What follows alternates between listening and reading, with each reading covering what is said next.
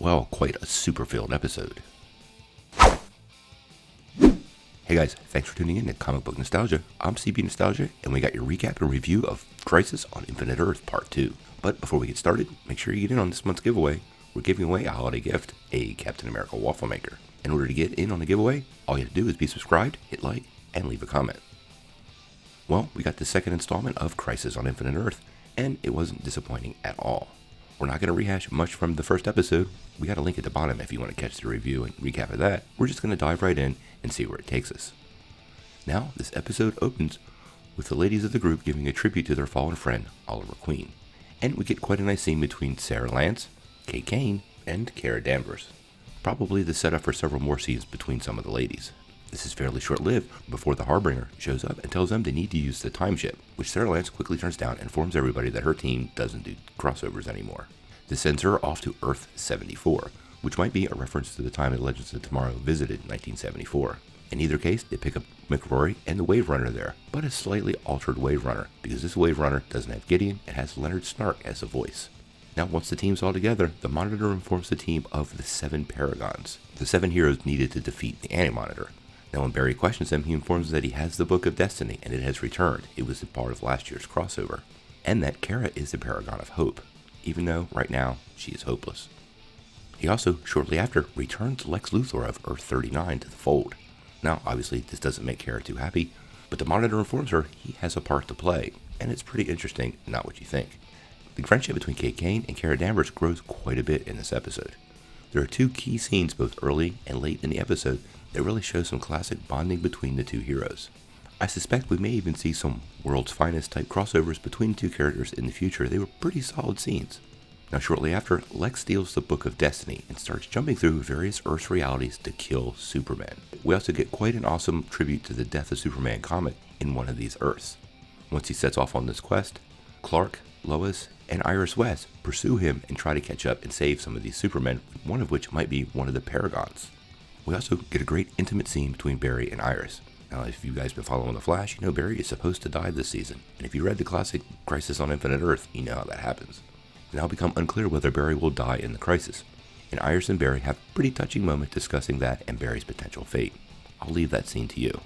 Now that Oliver's gone, Mia Queen is the Green Arrow, but she intends on bringing her father back. How do you do this in the DC universe?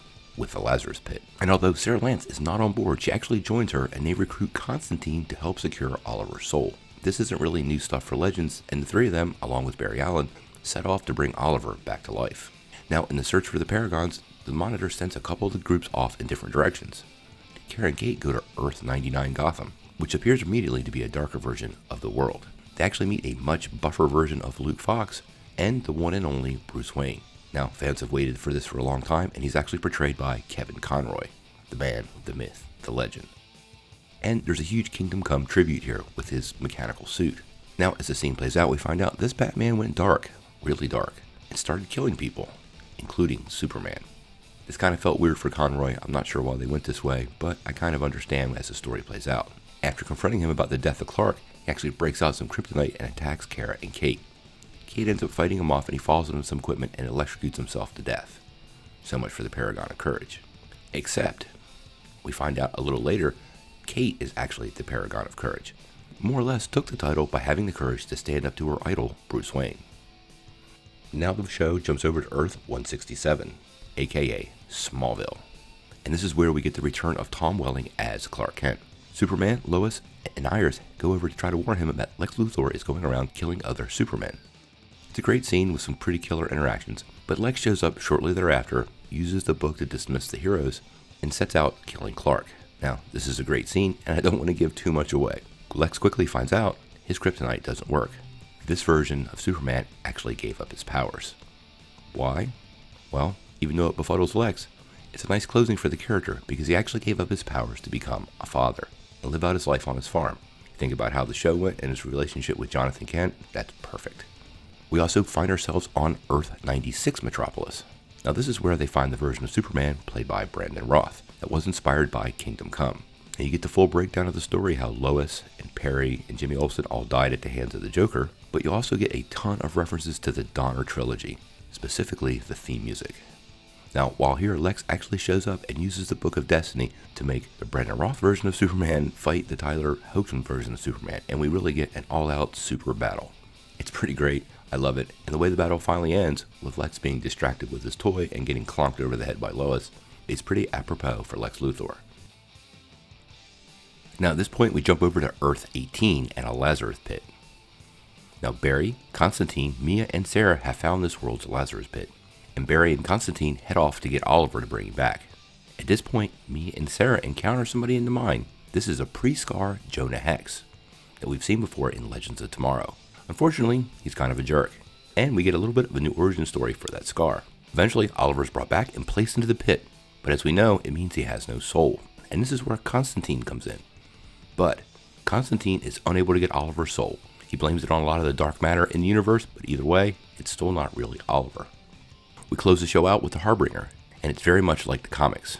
When the Monitor broke out the Book of Destiny, she started to hear voices, and as the episode closes, she follows those voices and realizes she's been summoned by the Anti-Monitor and told, "Come, Harbinger, there is work to be done." Now, obviously, this was another great episode and a really good time. Brandon Roth returning to Superman was awesome, and all the Kingdom Come references were spectacular. And I want to give a nod to that battle between the two Supermans. A really good time. Probably the only thing I was disappointed in this episode was Kevin Conroy. Kevin's my hero. He's been my Batman for decades, and I kind of wanted him to get a more straight part as Batman. The Dark Batman was cool, but I didn't really care for the complete turn that this version of Batman had done. It does make me wonder if that is the official face of Batman now in the CW, and if we'll see him again as Bruce Wayne somewhere else in the Batwoman series. We'll have to wait and see. Now we're going to give this episode an 8 out of 10.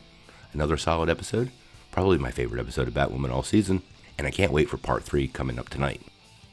So tell me what you think. Did you like this episode of Crisis on Infinite Earth? And what was your favorite part? Sound off in the comments below. If you like this video, make sure you press like, click subscribe, and if you don't ring that bell, you won't get any updates. Peace.